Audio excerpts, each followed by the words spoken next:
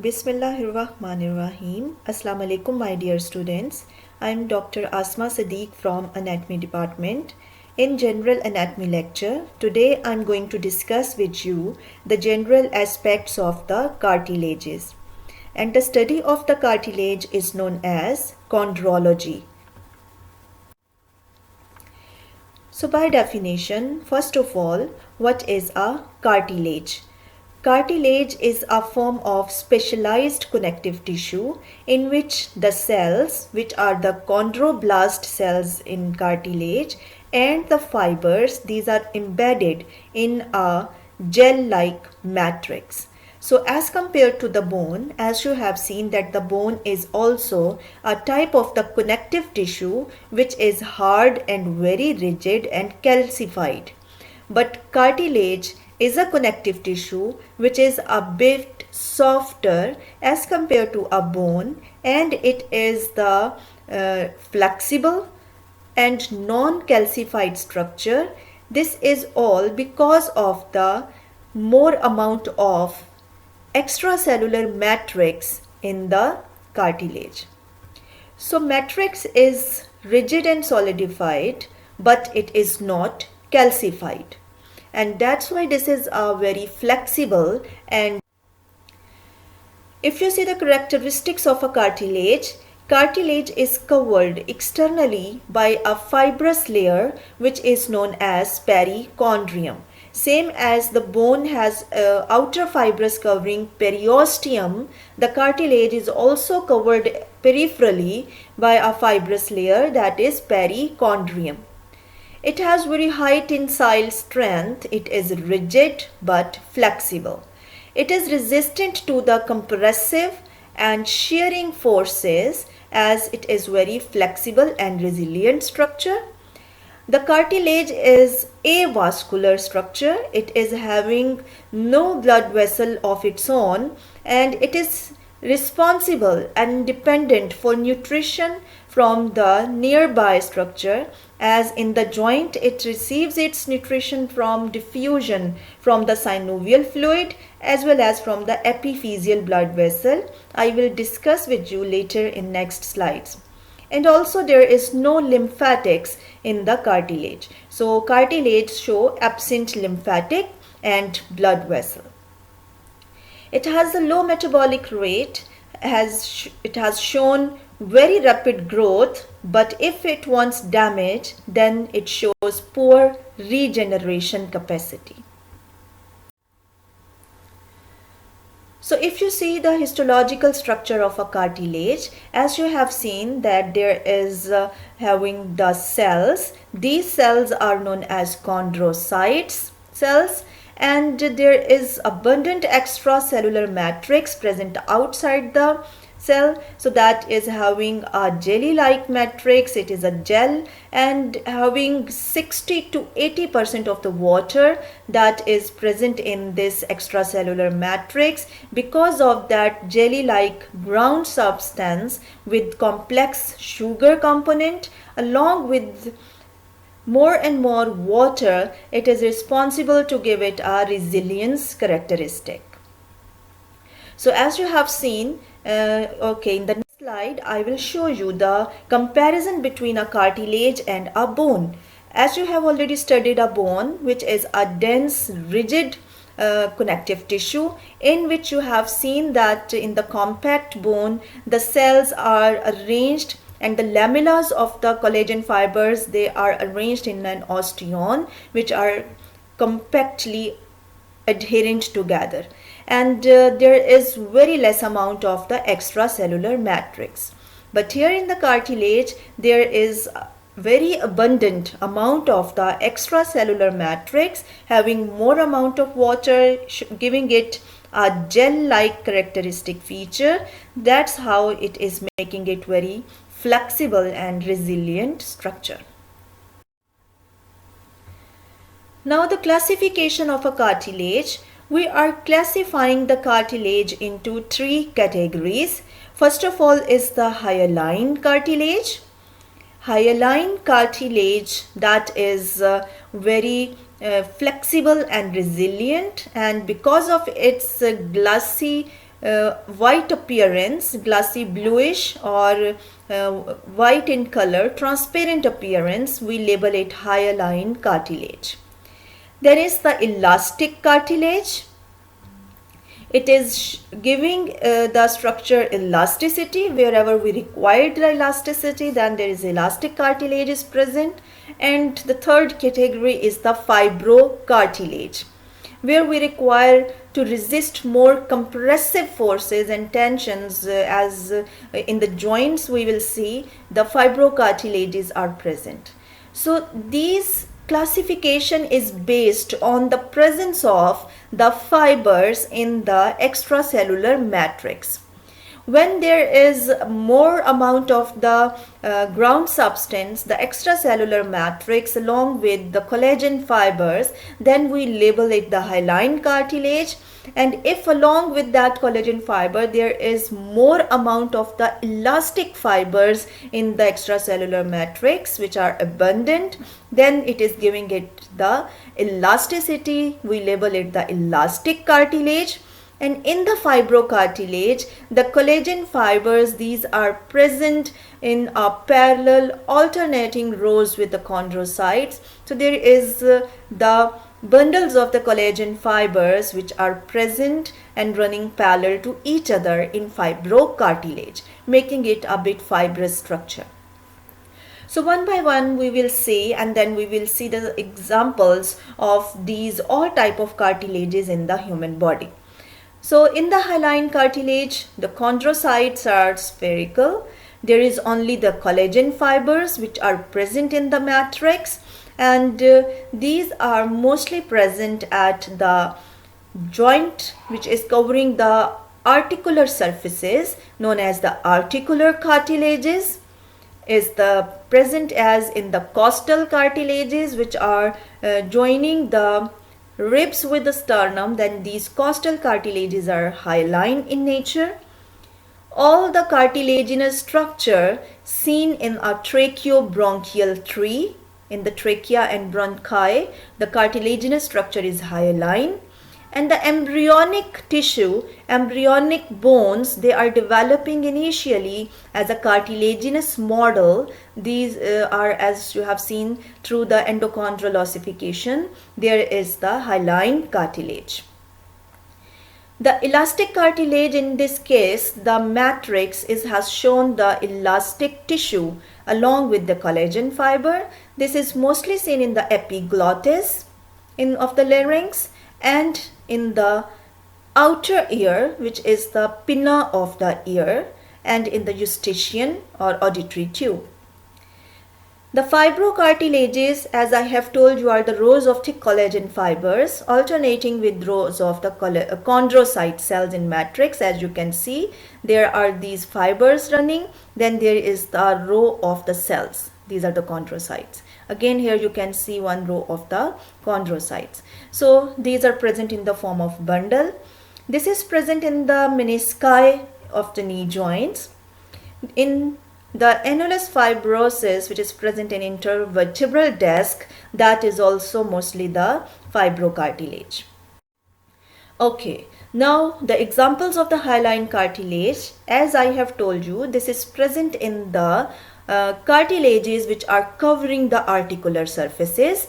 So that articular hyaline cartilage here, that is covering now the head of the shoulder joint and the glenoid socket of glenoid cavity of the scapula.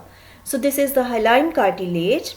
As you have seen that this cartilage, all the cartilages, they are avascular and having no lymphatics. So you can see it is having two surfaces. One surface which is towards the bony tissue of the articular surface, and the other one which is towards the joint cavity.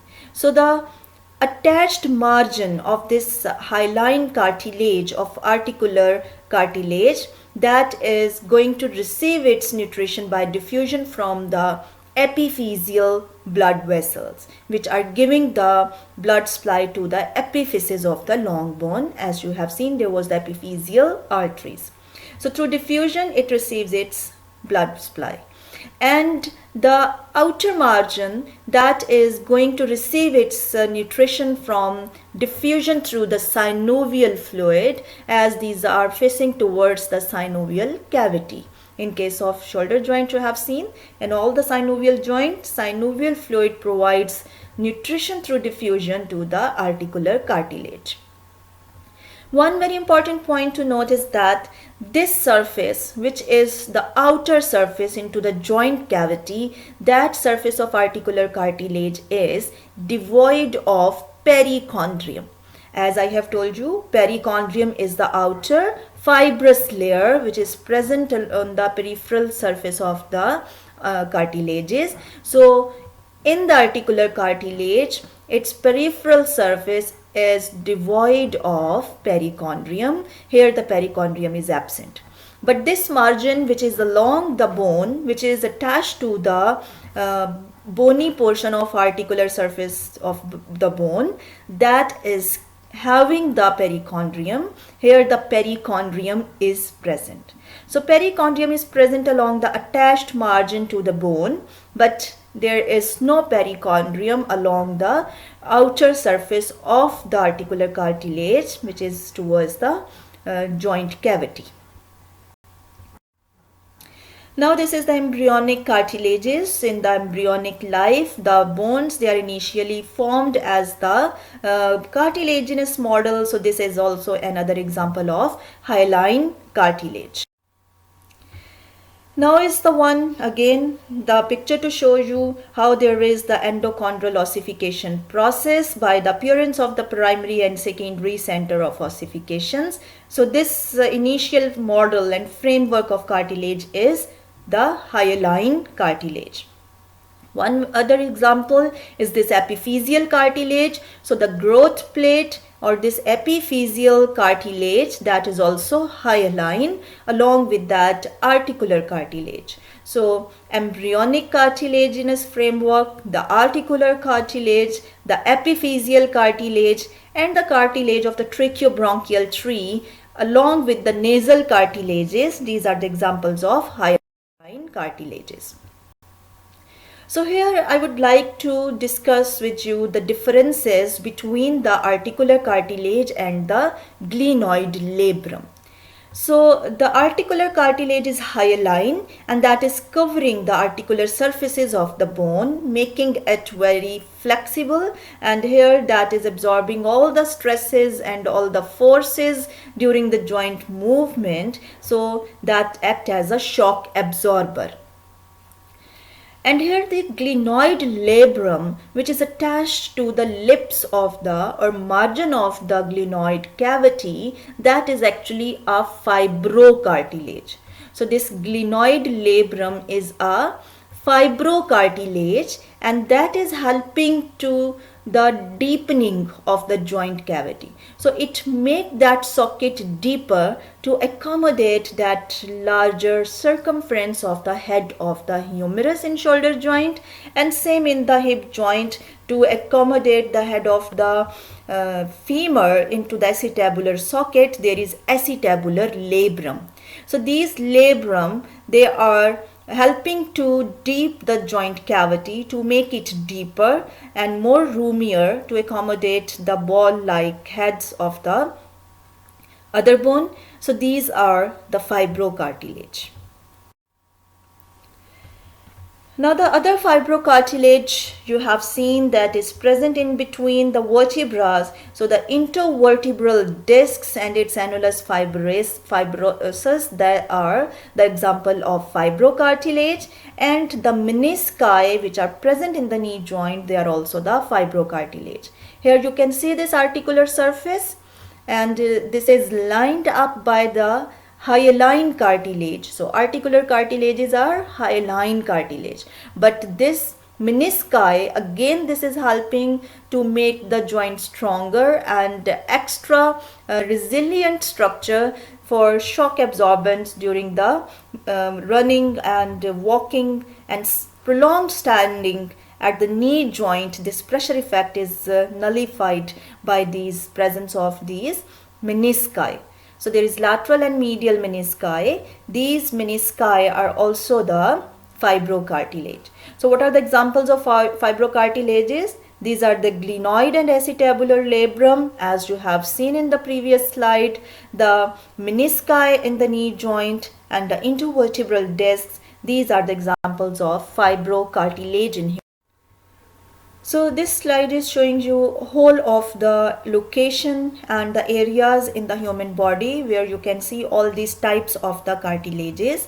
As I have told you, the hyaline cartilage, as its name is indicating, these are the cartilages which are having the glossy appearance. So here we have shown you blue in color. So all these blue cartilages as the articular cartilages in the joints, and you have seen the costal cartilages here, this along with the tracheobronchial tree, and the cartilages present in the nose, these nasal cartilages are the example of hyaline cartilages. Then is the red one. They are indicating you the areas and the location of the fibrocartilages, as they are seen in the intervertebral disc, as shown in the menisci of the knee joints, and the secondary cartilaginous joints, as this is the pubic symphysis, they are having the union through the presence of that cartilaginous discs. Here the two bones, hip bones, they are uniting together by the presence of this disc, cartilaginous disc. So this is again a fibrocartilage. So in the joints we will discuss that the secondary cartilaginous joints, which are known as symphysis, they are having that fibrocartilage in between them. So this is the fibrocartilage. Now the green one, that is showing you the presence of elastic cartilage. So this is present in the external ear, that is showing the cartilage which is elastic, and in the epiglottis here. Along with the other example is the eustachian tube. So here where we need some elasticity and stretchability in those areas, we see the elastic cartilage which can stretch and then return back to its normal length. So whenever there are forces and pressure, they have stretched structures, they can become elongate, and showing the elasticity along with the flexibility, and then they can return. So the examples of the elastic cartilages, that is the eustachian tube, that is also known as the auditory tube, which is connecting that middle ear cavity to the nasopharynx, that it is going to open at the nasopharynx, at the level of the pharynx. So here this is the auditory tube that is helping to equalize the air pressure inside the middle ear cavity by transmitting it to the nasopharynx. So that is eustachian cartilage. And this epiglottis, which has to close the inlet, the laryngeal inlet, is going to be closed when there is swallowing, when you are going to eat something, and during that swallowing process, the epiglottis that bends on the laryngeal inlet and closes it, and the bolus of the food, it slipped down on the posterior side where the esophagus is present. So the bolus slipped over it and enters into the esophagus. That is not entered into the respiratory passages because of the closure of the laryngeal inlet by this epiglottis. So this epiglottis is also the example of the elastic cartilage. So the first year students, this is the assignment for today's lecture, and in this assignment you have to write about the enumerate different types of the cartilages. All the types of cartilages, just name them which you have seen in this lecture, and give general characteristic features and examples of the hyaline cartilage. So you have to mention the characteristic feature generally you have seen about the hyaline cartilage along. So here I end up with the general aspects of all the three types of the cartilages, their characteristic features, and the location of these cartilages in human body, which are shown you the examples of that cartilages. So I hope you understand it very well. Thank you very much.